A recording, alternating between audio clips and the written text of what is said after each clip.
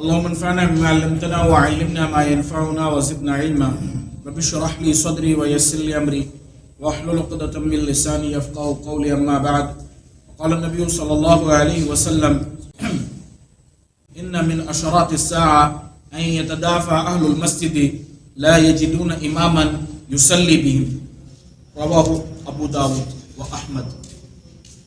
میرے دوستوں بزرگوں، آج مسلمانوں کی تنزلی کا ایک مقام یہ بھی ہے، اور قیامت کی علامتوں میں سے آپ صلی اللہ علیہ وسلم نے یہ بھی بتایا ہے کہ لوگ مسجد میں آئیں گے اور ایک دوسرے کی طرف یوں دیکھ رہے ہوں گے اور نماز پڑھانے کے لیے ایک دوسرے کو آگے کریں گے،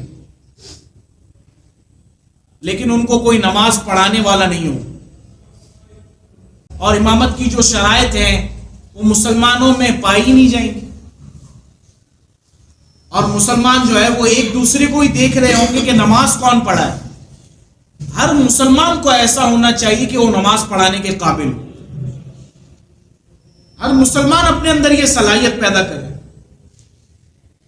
مسلمان اپنے آپ کو ڈاکٹر بننے کے لیے فوراً آگے کر دے گا، مسلمان اپنے آپ کو انجینئر بننے کے لیے فوراً آگے کر دے گا، اپنی اولادوں کو خوب آگے بڑھائے گا. ان معاملات میں، دیگر دنیا کے معاملات کے اندر، تجارت کے اندر، کاروبار کے اندر مسلمان اپنے بچوں کو اور خود کو خوب آگے بڑھائے گا کہ سیکھو، لیکن ان چیزوں کے لیے کبھی آگے نہیں بڑھائے گا. ہمیشہ اپنے آپ کو پیچھے ہی رکھے گا اور ہمیشہ اپنی اولاد کو بھی پیچھے ہی رکھے گا. کبھی نماز پڑھانے کی صلاحیت مسلمان میں نہیں آتی.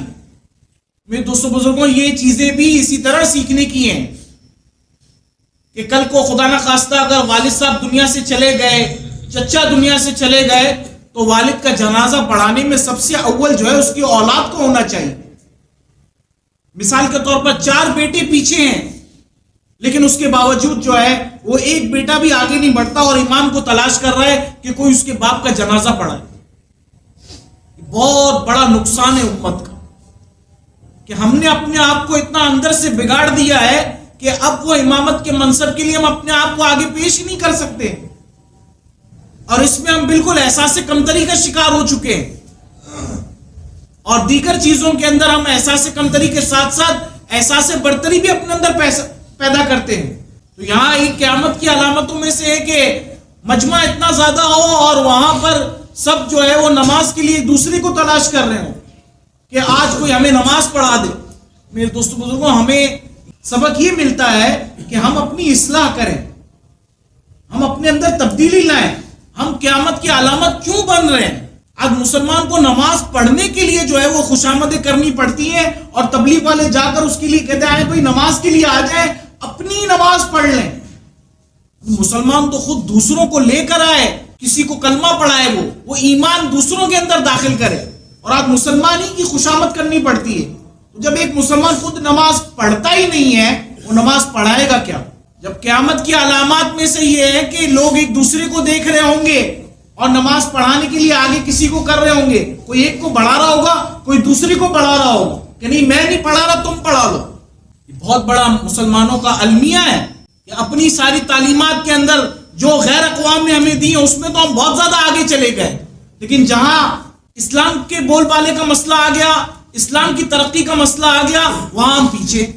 ہم اپنے آپ کو کوسے اندر سے میرے دوستوں بزرگوں کہ ہم یہ کیا کر رہے ہیں. تو یہ ہمیں اپنی اصلاح کرنی چاہیے اس کے لیے کہ ہمیں خود بھی نمازیں پڑھنی چاہیے، نمازوں کو سیکھنا چاہیے. امامت کی جو شرائط ہیں وہ ہم اس کے لیے کوشاں رہیں تاکہ ہماری جلد سے جلد اصلاح ہو سکے اور ہمیں دوسروں کو نہ دیکھنا پڑے. اللہ تعالیٰ ہم سب کو عمل کی توفیق عطا فرمائے.